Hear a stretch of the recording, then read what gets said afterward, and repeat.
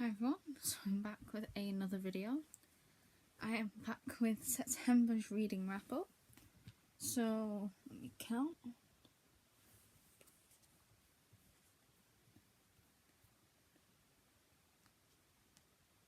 $16.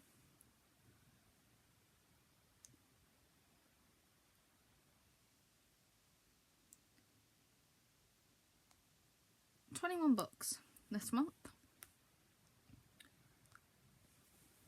A mixture of Kindle and physical. So, I'm going to start with Hooked by Emily McIntyre. This is a dark Peter Pan retelling. So this is about Hook and Wendy. So Peter Michaels is the enemy of Hook. Hook is known as James in this one. And he owns a bar, and Wendy shows up, and Wendy is Peter's daughter. And James seduces her, and his organisations, crumble, and he finds a traitor in his ranks. It's quite dark. It does have trigger warnings and things like that. So I read this one on my Kindle and I gave this 5 stars. I really enjoyed this one. It was a completely fantastically dark retelling. I wasn't one for Captain Hook, I must admit. He's not one of my favourite villains. But this book's changed me. I do like Hook now.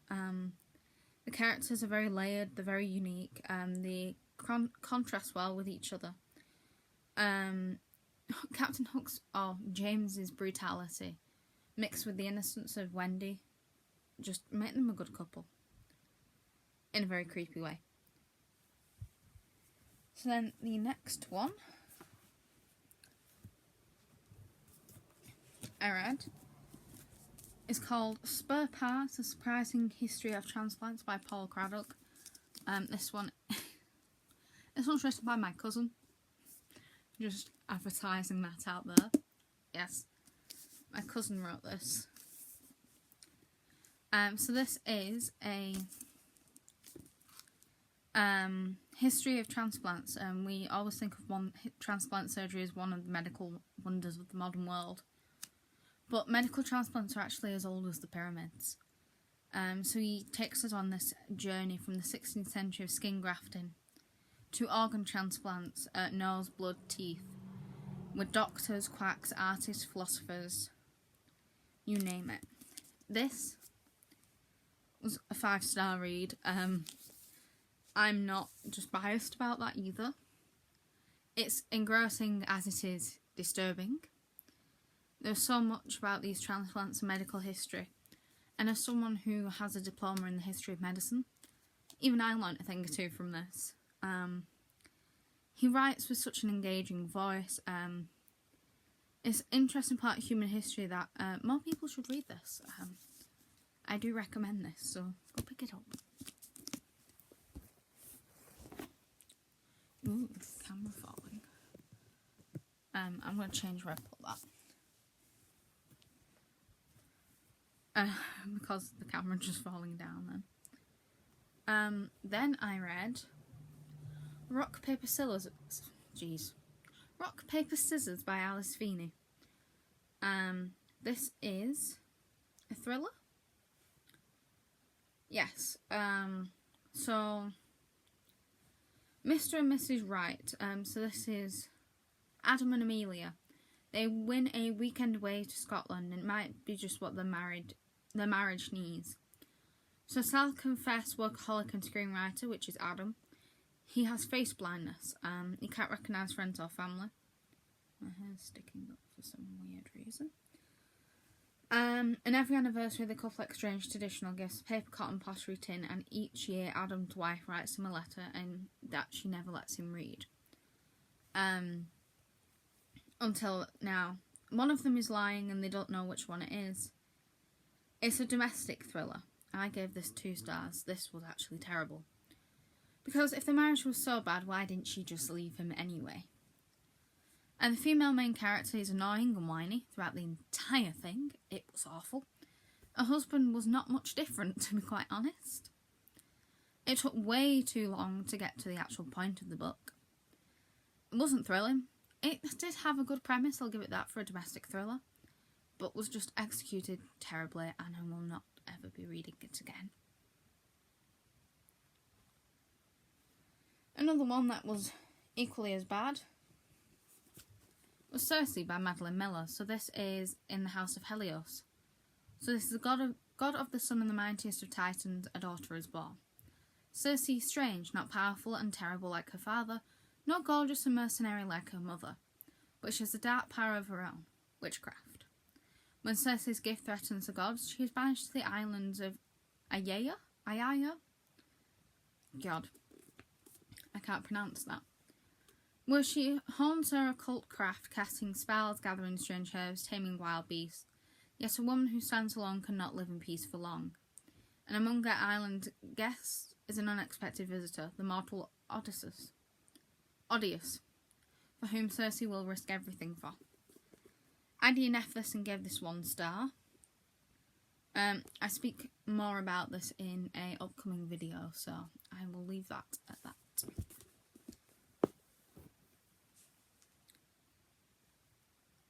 Then, on my Kindle, I read Caught Up by Nevessa Allen.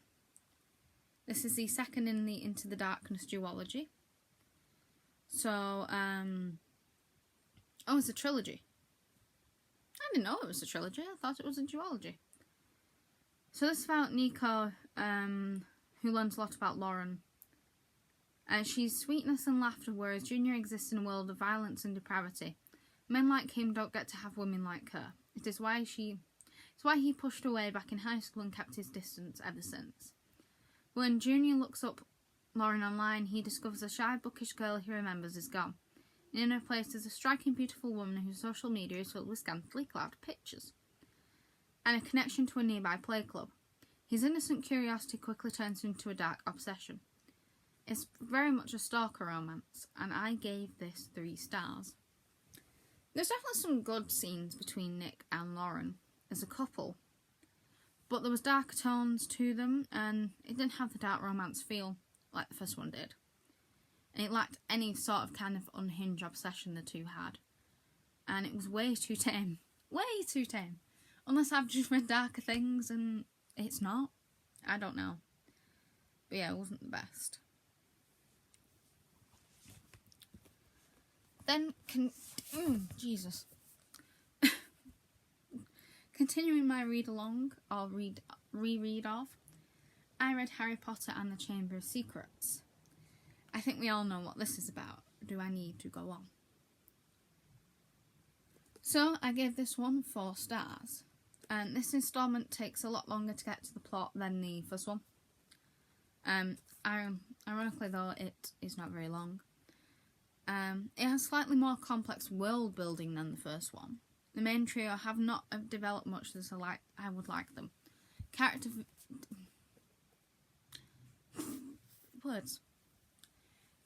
development is lacking. That's where I'm going with that. Character development is lacking. Given that some of the teachers and the minor characters in this actually develop a hell of a lot more than the main trio, it's just kind of disappointing, really. But nonetheless, I do actually like this one. I prefer this to the film of this, which I have rewatched. Funnily enough. Then I read All the Light We Cannot See by Anthony Doerr. So this is about a blind girl she's blind from the age of 6. So her world is full of mazes. And the miniature of a Paris neighbourhood, which is made by her father, is to teach her the way home. Excuse me. The microscopic lays within the invaluable diamond that her father guards in the National History Museum. And the walled cities by the sea where her father and daughter take refuge when Nazis invade Paris. This draws her closer to a young boy called Werner, who is a German orphan destined to labour in the mines until a broken radio that fills his life with a possibility and brings him to the notice of the Hitler Youth. This is a historical fiction about the Second World War. I gave this 5 stars, and I speak more about this in an upcoming video.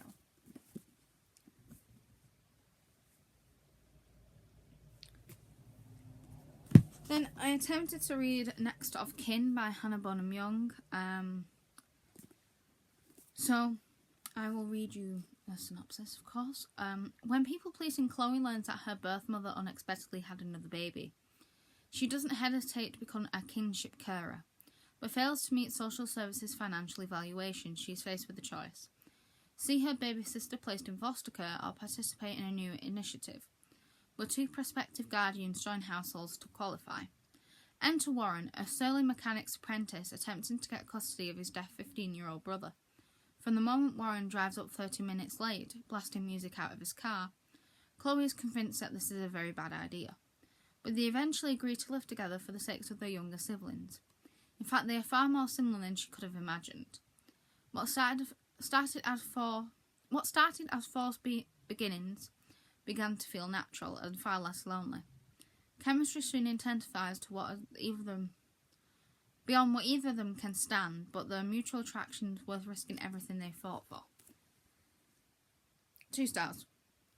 I DNF'd this at 82%, so I didn't even have that long to go. I couldn't stand it.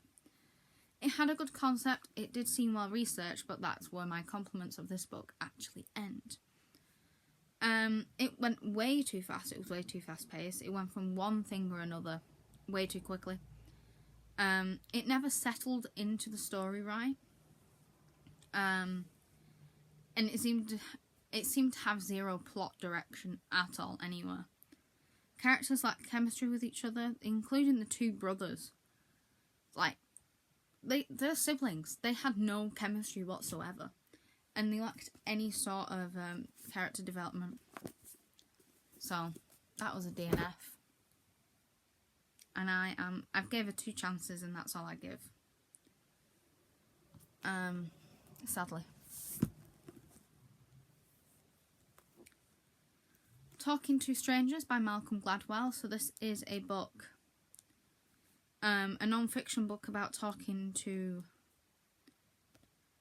strangers and judging strangers on how we perceive them. So it's like what we should know about.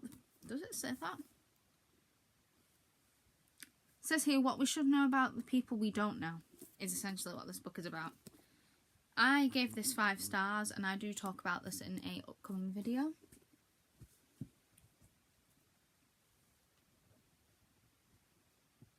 There we go. Then we have my favourite of the Harry Potter books, Harry Potter and the Prisoner of Azkaban. So this is the 3rd instalment. Yes, all my books look different. Don't judge. I gave this one 5 stars. This, of course, is my favourite in the series. There was more character development from the main trio, more action. It got to the main plot points quicker.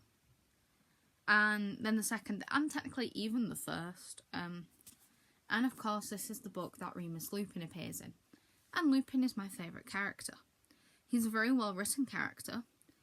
And already in one book, he's very well-rounded and very well-developed.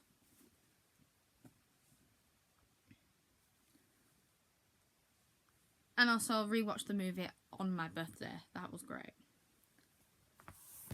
Then I moved on to Ozma of Oz by L. Frank Baum. So, the royal family of Eve have just been taken prisoner by the evil Nom King, a monarch whose magical power is matched only by his wickedness and cruelty.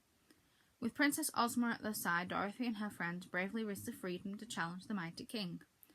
But will they ever see the fair land of Oz again? So this is the 3rd in the 14 books that exist.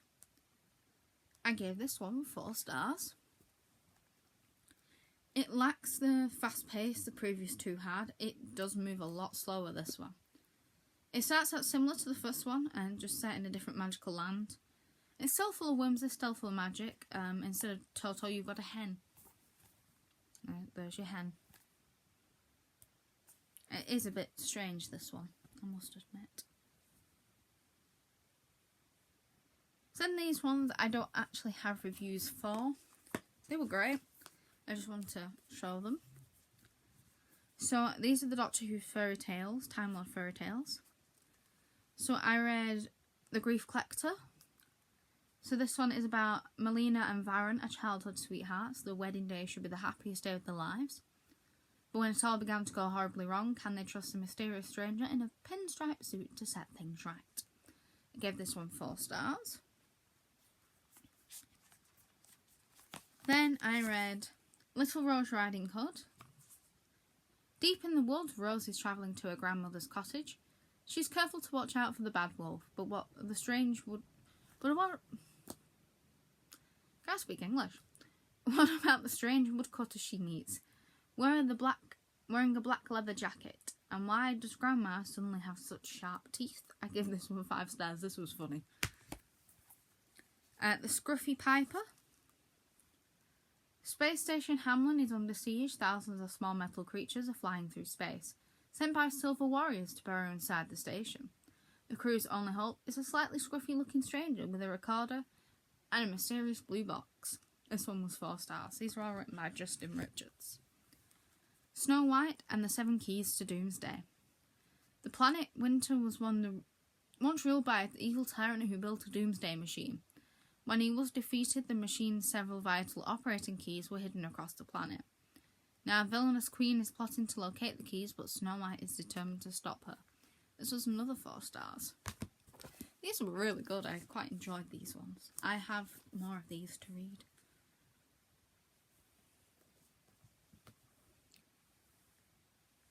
Then I attempted to read Godkiller by Hannah Kaner.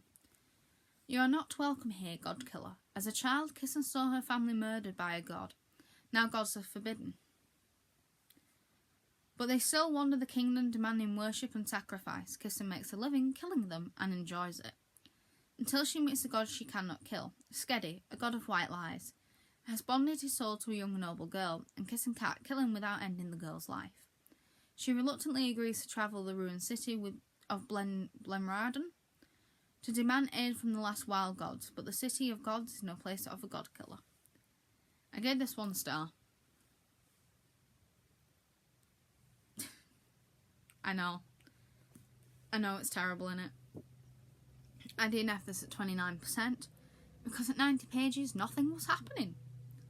It started out strong with the opening, but that was where everything went downhill. Plot was next to nothing, thin on the ground, poor writing, and the characters lacked personality. And I think I've just bullied that book. So we're just going to leave it there. A book that I've had for a little bit on my shelf. Spur by Prince Harry. I don't think I need to tell you what this is about, but this is about Prince Harry, written by Prince Harry. The Spur, as the royal family would put it. I gave this 5 stars. I actually really enjoyed this. This is a very raw and down-to-earth story. Prince Harry comes across as a very humble and accepting of his faults and wrongdoings, which is the least I can say of his father and his brother, which both do anything to avoid accepting their faults and their wrongdoings. And it's very evident from this book as well. Reading his story just shows how much the royal family dislike their own, and can, and do, and will bully them, and even turn on them. So, turn on them? Yeah, turn on them. That's a phrase, isn't it? It shows how unhealthy this kind of life can be, and is. And I understand why he and Meghan left. I'm kind of glad they did that, because for their own safety. If they hadn't have done, we would have had another Princess Diana situation. This just gives insight to how awful he was treated once his mother died. He was always the spur, and they never saw him any differently. And that's terrible, especially for someone so young as well. Then, seeing as September is my birthday month, I thought I would read Unbirthday by Liz Braswell. So this is a Disney Twisted Tale. I own quite a few of these. So what if Wonderland was in peril and Alice was very late? 18-year-old Alice is different to the other ladies in Kexford. She enjoys spending afternoons with her trusty camera, ignoring pressure from her sister to become a respectable member of society. But when familiar faces of the Queen of Hearts, the Mad Hatter, the Caterpillar, began appearing in her photographs, she finds herself returning to the place of nonsense from her childhood to stop the Queen's tyrannical rule before the end of time. I love this cover. These are the old covers, they don't look like this now. I gave this one 4 stars because this is a slower pace than a lot of the other Twisted Tales, like Once Upon a Dream and Reflection, are very, very fast-paced ones. It didn't really pick up either, but it did have a good plot line. Liz Braswell did a great job with combining the nonsense of the original classic and twisting it into a unique modern tale. I love the realistic view with the Mad Hatter and his mercury, drinking mercury to make him stay mad, because the Mad Hatters, or the actual Hatters, use mercury in a lot of their hat making, and that's why they were known as Mad Hatters. Fun fact. That does not spoil the book. It's just a fun fact. Then I read an ARC copy. Why have I missed one? I've missed one. I'll do the ARC copy and then I'll go back. I'll do these two and then I'll go backwards. That's why I wonder why I'm always that one. So I read an ARC copy called Claimed by Her Monsters by Lexi Davis. I will do a full review of this separately, but I gave this one 4 stars. And I read Where's Molly, which is H.D. Carlton's novella for the Cat and Mouse duet. So Molly Devereux has been missing for more than 2 weeks, and police are still searching for the girl who seemed to vanish out of thin air. The Will still wants to know where's Molly. In my dreams, I never escape the Oregon woods. Life after death isn't easy to accept, especially when I still feel like a ghost. Now I live deep in the mountains of Montana. The paradigm of beauty, but they're also the home of horrors. Horrors that I only unleash at night, when my pigs are allowed to feast. This is a very, very dark one. It's not very dark. If you've read Haunting Adeline, and Satan's Affair, you'll know what this is. But this is my least favourite. Even at 4 stars, this is my least favourite of the Cat and Mouse series. I've only got one more to read, which is Phantom. And it's a heartbreaking story, but it is as dark as the others, not as dark as Satan's Affair. Watch that one. The spy scenes were good, but me knowing what happened to Molly has not added anything new for me. Right, we will go back. I knew there was one I missed. I read A Scatter of Light by Melinda Lowe. This is the second in the Last Night at the Telegraph Club duology. So Aria Tang West was looking forward to the summer with her best friends. One last round of sand and sun before college. But after a graduation party that goes wrong, her parents exile her to California to stay with her grandmother, artist Joan West. She expects boredom, but what she finds is Steph Nichols, her grandmother's gardener. She's soon second-guessing who she is and what she wants to be. A summer that once seems lost becomes unforgettable. For Aria, her family, and the queer community Steph introduced her to. It's the kind of summer that changes her life forever. This is the Illumicrate edition, by the way. I gave this one 4 stars. It's a perfectly paced romance set over one summer. It's filled with longing after a scandal which is written with expertise and delicacy around the topic. It becomes a summer trip of adventure and full of love. And heartbreak as well. It is drawn out in places, but it does handle deeper topics really well. It's a lovely edition, this one. So yeah, so those are all the books I read in September. So I hope you enjoyed this video, and I will see you for my next one. Bye.